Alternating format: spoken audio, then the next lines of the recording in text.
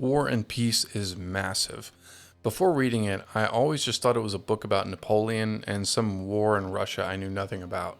After reading it, I see now why it's a classic, and it's definitely about more than just a war.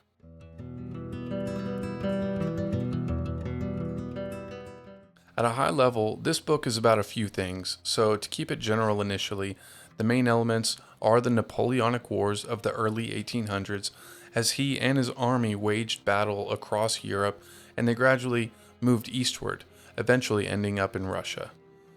This onslaught serves as a backdrop to the narrative story, which itself explores the contrast of war and domestic life for several aristocratic Russian families, most centrally focusing on the Rostovs, the Bolkonskis, and then another very prominent character named Pierre Bezukov. Throughout the novel, the large list of characters experience the tumultuousness of war while they each in their own ways search for meaning, purpose, love, ambition, all the while serving what would be the most upsetting set of circumstances for their nation that any of them might ever see.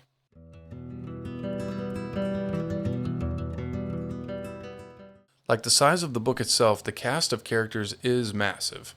One can easily get tripped up by not just the sheer number of characters, but also the many different variations of their names that is common in Russian culture, depending on who you're speaking to and who is speaking. So, for that reason, I want to focus on just three characters, and in this story, they are the fullest, most complete, and central characters. As mentioned before, Pierre Bezukov, a young man at the start of the story, is a character that brings us on a journey of growth and discovery, perhaps more than any other, maybe not. He enters the story as a young man at the beginning of his adult life, lacking both direction or inheritance.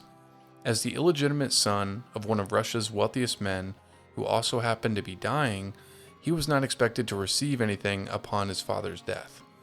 Surprisingly for everyone, however, his father updates his will prior to dying, and he leaves everything to him, instantly making Pierre the new, very rich, and very powerful Count Bezukov. Pierre is a character who spends his time in search of meaning, looking for it in experiences and people. Before he comes into his money, though, he wanders the streets from party to party, interacting with society, engaging in controversial political discussions that often offend those he's speaking to, and drinks with rowdy mischief makers into the early morning, causing pranks and just getting into trouble. A spiritually confused man, he looks for interesting people who find their way to him throughout the story who have great influence on him. He finds great yet troublesome joy in running with another character who is charismatic and pleasure-seeking, representing the most base and carnal pursuits in life. He eventually graduates from keeping that company to finding mentorship with a Freemason who enlists him into that society, giving him a sense of spirituality and purpose that he never experienced before. Eventually, Pierre moves on from them as well, and continuing his search, and during a period of imprisonment in the war, he meets a third man who helps him achieve the final level of moral growth that we see from him. Through this experience, he realizes that all his riches and material possessions don't matter, and all that does are a person's basic needs. The next of the three characters I want to highlight is Prince Andrei Bolkonsky. Prince Andrei is the son of a rigid and non-affectionate aristocrat, and Prince Andrei, being very aware of these qualities in his father, fixes his sights on ambition and glory through military success. Early in the story, he ventures into war, nearly losing his life when he attempts a heroic and arguably ridiculous maneuver as a means of living out some idealized version of bravery. This experience has a lasting impact on him, resulting in his leaving the military to focus on the family he left back at home. After his young wife dies during childbirth, he takes his newborn son to live in the country where he distances himself both physically and emotionally from the pursuits of heroism and ambition that had previously consumed him. Years pass, Andrei is disillusioned, but life has gone on. In a period of calm for Russia, after the battles that Andrei took part in, he meets the youthful and enchanting Natasha Rostov. Natasha, who we will get to in more depth momentarily, falls in love with Andrei and agrees to marry him after he proposes to her. Andrei, overcome by a restoration of vitality and appreciation for life that he had lost after his time at war, pursues his engagement emotionally. However, his father disapproves and informs him he will not agree to the marriage for 1 year, which results in Andrei going away, leaving his young fiancée open to the advances of other interested young men. During Andrei's year away, a minor scandal unfolds between Natasha and Anatole Karagan, the same hedonistic character that Pierre was once hanging around with, and the engagement then falls apart. In response to the disappointing outcome of his failed engagement, Andrei joins the army again, just as Napoleon and his armies march on Russia. His heart is broken, but knowing of his own fault in the matter, he moves on and puts all of his energy into his duties as a soldier. As fate would have it, he is mortally wounded, but survives his injuries long enough to be transported back among the multitudes fleeing Moscow in advance of Napoleon capturing the city. In an unexpected twist of events, he ends up traveling in the same group as Natasha's family. She tends to him, however, her care and love are not enough to stave off the impending outcome that is already underway. Andrei spends his final days in the grips of the grim transition, and although sad for those of his loved ones saying their final farewells to him, Andrei himself looks into the next world with a solemn dignity and resolved understanding for what lies ahead. He faces mortality with love, and his soul leaves his body behind.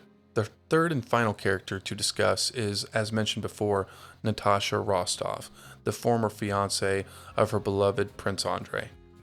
Natasha serves the story in so many ways, notably through her youthful idealism, emotional intensity, and progression of growth and maturity through time. Initially, she's very young and innocent, living a life of joyful engagement with family, eventually blossoming into a deeply complex, tested, and heartfelt character. Many of her interactions for the earlier parts of the book feel childlike and fueled by the motivations of a teenage girl focused on flirtation and grand hopes for the future. But as the story progresses, we see her life change when her brother goes to war and her meeting with Prince Andrei becomes a deeply loving romance. At the fallout of her engagement due to the attempted elopement with the character Anatole, her journey really does begin. She attempts to end her own life by ingesting arsenic, which leaves her bedridden and morally sunk and a sorrowful shell of her former glowing self. What follows is a period of reflection, isolation, and quiet spiritual contemplation. Natasha experiences suffering unlike any she had previously known, but through the space from society she emerges more humble and mature. As a result of the elopement scandal, Natasha endures judgment from some, but among them Pierre shows kindness to her, even mentioning that if he himself were not already married, that he would propose to her. This simple gesture comforts her and shows her that redemption is possible. She gradually recovers her sense of self-worth and hope, and when the citizens of Moscow are forced to evacuate ahead of the invasion of Napoleon's army, she emerges as the saving grace for many wounded soldiers who were sent to the city after they suffered injuries in a nearby battle. Just as her family is preparing to leave, she convinces her father to allow most of their wagons to be given as transport for the wounded, sacrificing almost all of their family's belongings to be left behind where they would likely be looted or destroyed. This single act is her greatest shining example of moral growth, a noticeable elevation from her younger, more romantically focused self towards a life of selflessness and maturity. Her growth doesn't end here, and eventually, after some time passes, following the aforementioned death of her former fiancé, Prince Andrei, she goes on to marry Pierre, who loved her all along, and in the years that follow, her love and compassion continue to grow, resulting in one of the best character arcs in the entire novel. War and Peace is vast in time, space, and impact, but at its core are these three human experiences, each on their own intertwining journeys where they endure love, loss, growth, isolation, understanding, redemption, death, and life.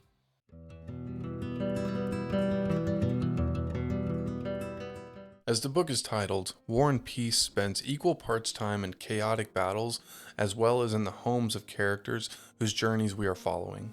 The battles are confusing at times, with descriptions that feel inconsistent with the images modern day audiences tend to associate with violence that is so intimate and destructive.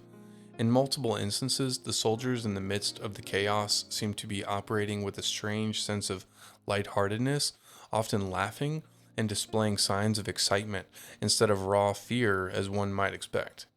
At the same time, however, Tolstoy does not downplay the darkness of war. Prince Andrei's character describes it like this, quote, "War isn't courtesy.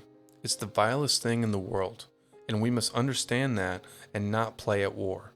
We must take this terrible necessity sternly and seriously. That's the whole point, to cast off the lie. And if it's war and not a game." End quote. He uses the word necessity, which is no accident, which I will get back to shortly. In contrast to the bloody battles, War and Peace spends a lot of time with its characters in moments of peace, specifically in daily life at home, on their farms, at fancy dinners, parties, moments that allow everything to kind of slow down and show the characters falling in love, contemplating life, enjoying each other's company, and evolving in the world. We see Natasha practicing her singing, attending elegant ballroom parties filled with high-class members of society. She experiences the full range of humanity, falling in love, losing loved ones, fighting her own inner battlefield of depression and despair, finding redemption and meaning as she saves so many people from impending death. We see through Andrei a realization of glory as an illusion, and the dangers that ambition can bring down on us when we uphold it above all else.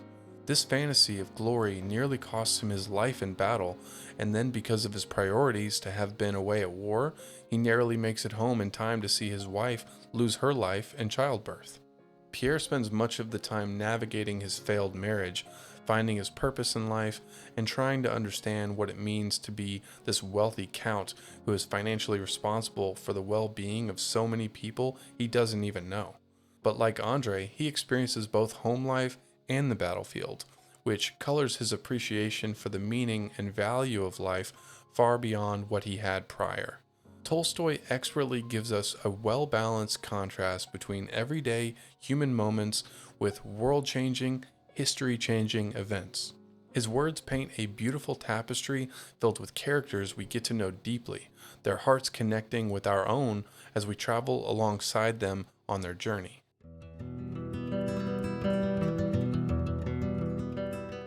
There is a prevalent concept that permeates history as we look back on landmark moments in time that implies, or even it directly states, that such events are seemingly led by one individual instead of multitudes of people and their decisions. This concept is commonly referred to as the great man theory, and it essentially states that great men or women shape history. These people are born, not made, and it's through their extraordinary qualities of intellect, charisma, or courage that imbue them with not just the ability, but the authority to enact their influence on the world and other people. In War and Peace, Tolstoy takes this concept head-on by using Napoleon as the supposed great man, to which many people attribute the outcome of the war against Russia. While historians tend to remember Napoleon as a powerful leader, and it's undeniable that he was, it's also Tolstoy's contention that he was not the sole reason for any such victory or loss that the French armies under his command achieved or suffered. Essentially, Tolstoy makes the argument that no individual has nearly so much power or even influence over masses of people, and in fact, the more people that are in consideration, the less power the individual in a position of leadership actually has. In the novel, Tolstoy conveys this idea using the opposing General Kutuzov, who leads the Russian forces against Napoleon and the French, by saying, quote, "By many years of military experience, he knew, and by his old man's mind he understood, that one man cannot lead hundreds of thousands of men struggling with death, and he knew that the fate of a battle is decided not by the commander-in-chief's instructions, not by the positions of the troops, not by the number of cannon or of people killed, but by the elusive force known as the spirit of the troops. And he watched this force and guided it as far as that lay in his power. End quote. And so it's through this centralized theme within the novel that the great man theory bears the most scrutiny, and that historians largely distort and exaggerate the impact of single individuals over mass amounts of people.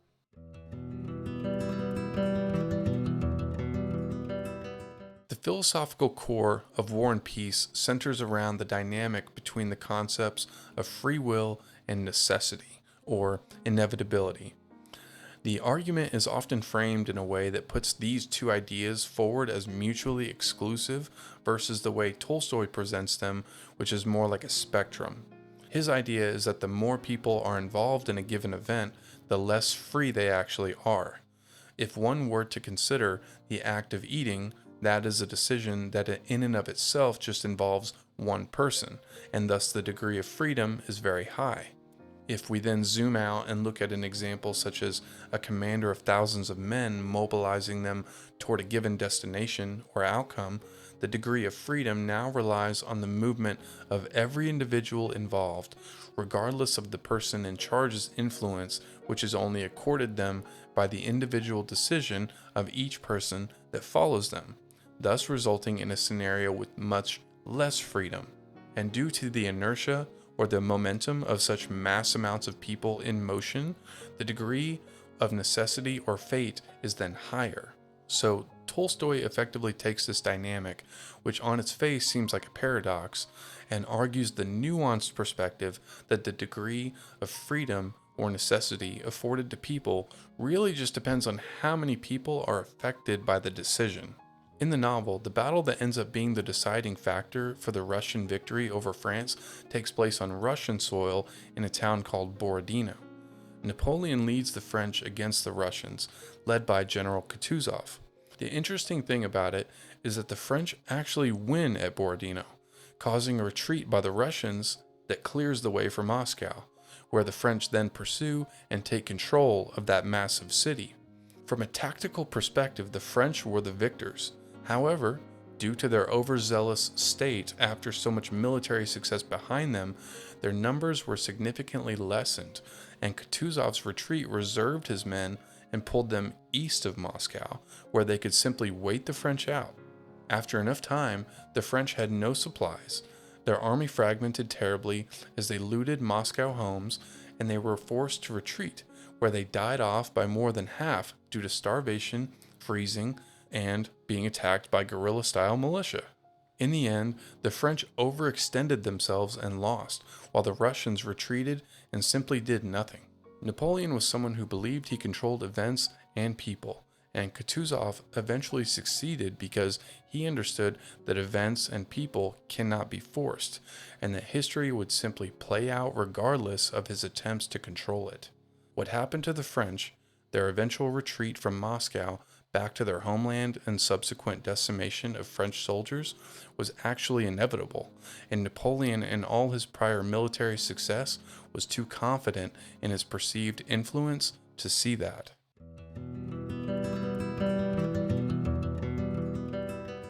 Throughout War and Peace, Tolstoy isn't just telling a story, but he's using the central characters to explore meaning in life and how and where those lessons can be learned. Pierre represents the search for meaning through external guidance, ideas, and systems such as religion. Throughout the novel, he shifts from one phase to another, where first he admires the greatness of Napoleon, then indulgence in excess and pursuit of pleasure, followed by the contrast of rigid spiritual structure with the Freemasons. In each period, he seeks and believes that he's approaching and getting closer to truth, but something is always missing. It's only when he's imprisoned and stripped of his comforts, status, and control that he finally realizes and appreciates that meaning is not found in excess and luxury, but in the most basic elements of life. Quote, good food, cleanliness, and freedom, end quote. He realizes that the meaning he's been searching for cannot be bought, inherited, or developed through intellectual systems, but it must be lived and experienced for oneself.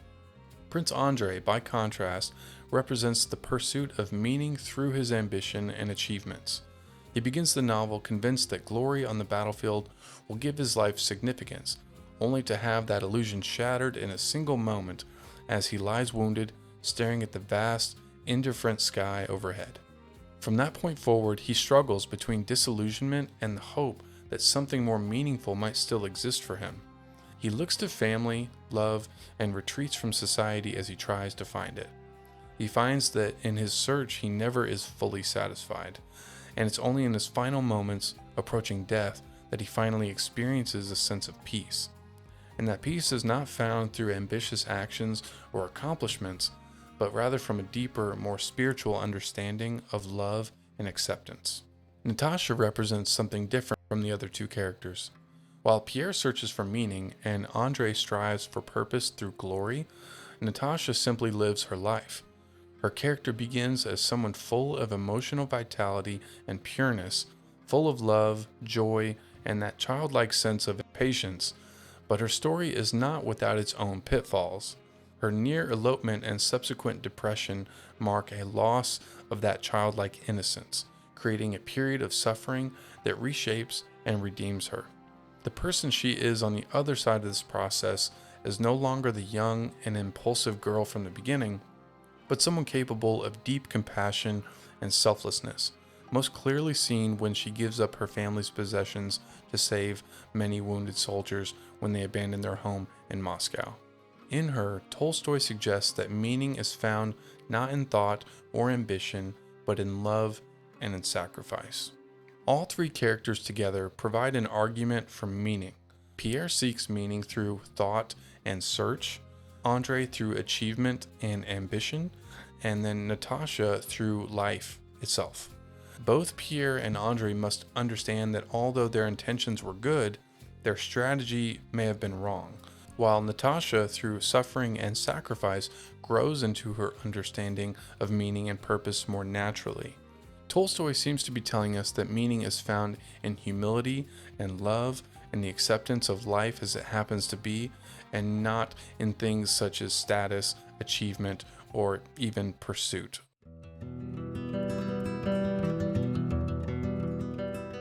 If you've read this book to completion, you will no doubt recall the ending.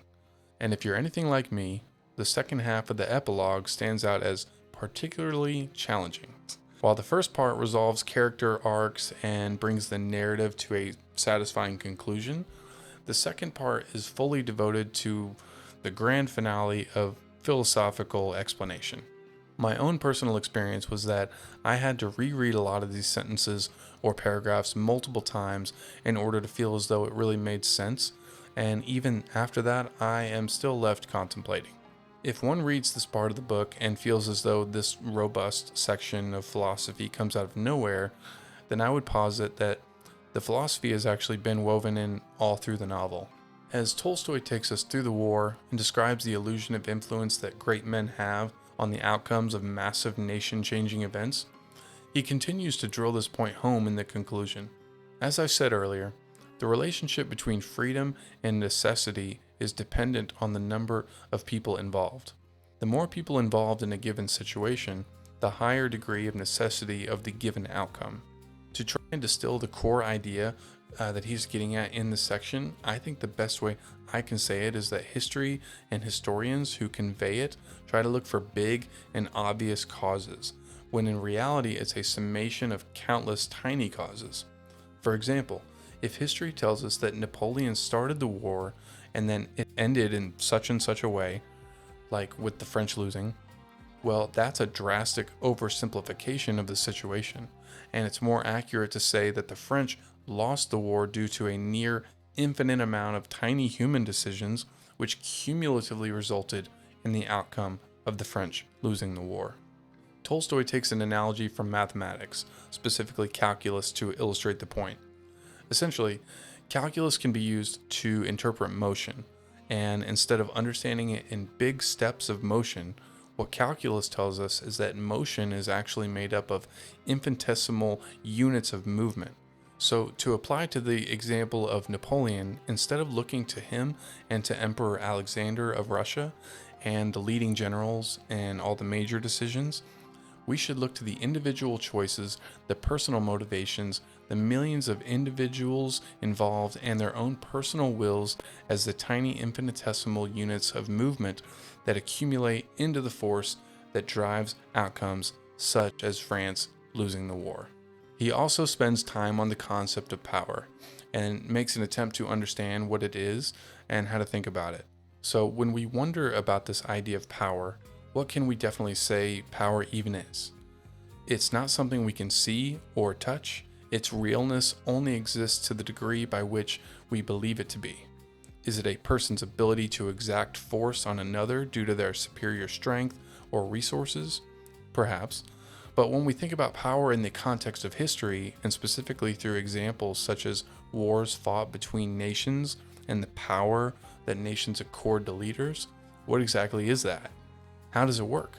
Tolstoy contemplates the same idea by saying, quote, "What is the cause of historical events? Power. What is power? Power is the sum total of wills transferred to one person. On what conditions are the wills of the masses transferred to one person? On the condition that the person express the will of the whole people. That is, power is power. That is, power is a word, the meaning of which we do not understand." End quote.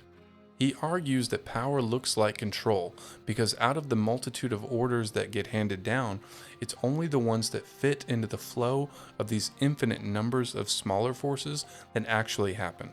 So the end result looks like power and control, but it's not quite so simple. In summary, people like simple answers to complex situations, and this is no different. We tend to like history to have a story shape, where we characterize figures as heroes and villains, and in our understanding of it, we like to see clear causes for those events and motivations.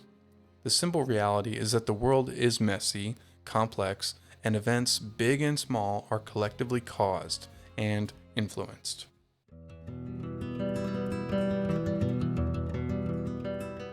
This book will still be worth reading as long as humans and books exist. I realize that the novel is a classic, and given the surviving nature of its message, this may just sound cliché or obvious. But I think it's a book that will not only test your endurance as a reader, your depth of thinking about big concepts, but will also enrich your soul with its sincere appreciation for and the depictions of the human experience. I think we can all empathize with Pierre's search for meaning. We can understand Andrei's desire for ambition and glory and purpose, and Natasha's evolution as she endures suffering and growth. Tolstoy gives us thoughtful ideas about the limits of human control and what power and influence really mean, while also having the patience to zoom in and focus on the interactions between people in daily life amid the best and worst of times. Bringing back his idea that the more people involved in an event lessens the degree of freedom, it reminds us that history is shaped by massive forces and our own everyday choices shape our own individual lives.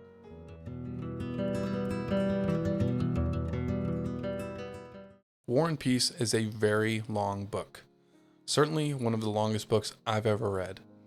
There's a quote in the book that stood out to me when reading it that reflected my own feeling about embarking on this reading journey that it entailed. Tolstoy is talking about the French as they are retreating out of Russia. The soldiers are starving and freezing and being attacked, and all they want is to go home. The quote goes like this, quote, "The promised land for the advancing French was Moscow. For the retreat, it was their native land, but their native land was too far away, and a man walking 1,000 miles must say to himself, forgetting the final goal, 'Today I will walk 30 miles to a resting place and spend the night.' And during this first march, the resting place overshadows the final goal and concentrates all desires and hopes on itself." End quote.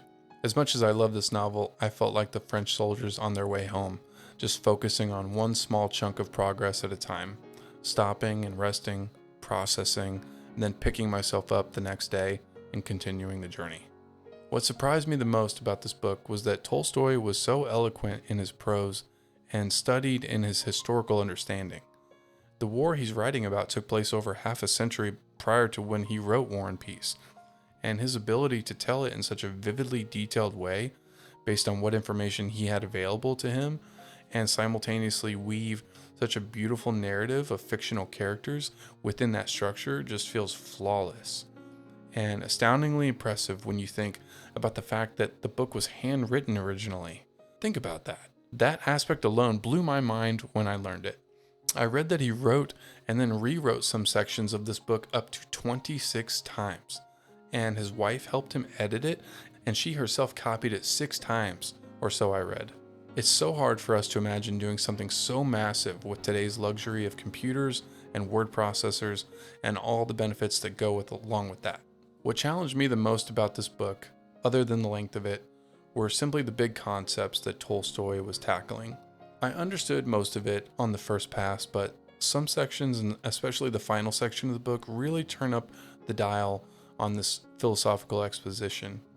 For me, these big swings that Tolstoy took are what really earns his place in history and this book as the timeless classic that I've always heard it to be.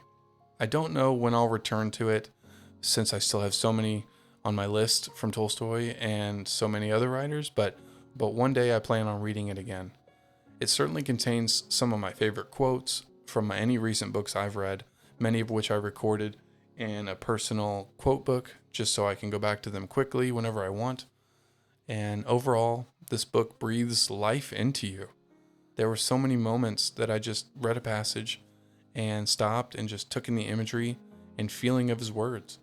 I had to immediately read it again as if it were just a sublime flavor that I just had to experience again. If you made it this far in the video, I assume you've probably read it yourself, but I would highly recommend it to anyone who has an interest in it and understands that to complete it and appreciate it, it just takes patience. Just like in life, every journey begins, continues, and ends one step at a time.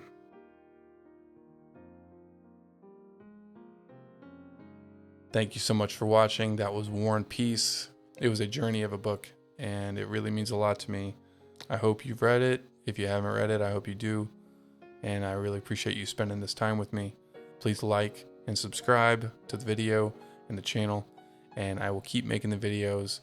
For now, we will call it a night, and I will see you in the next video.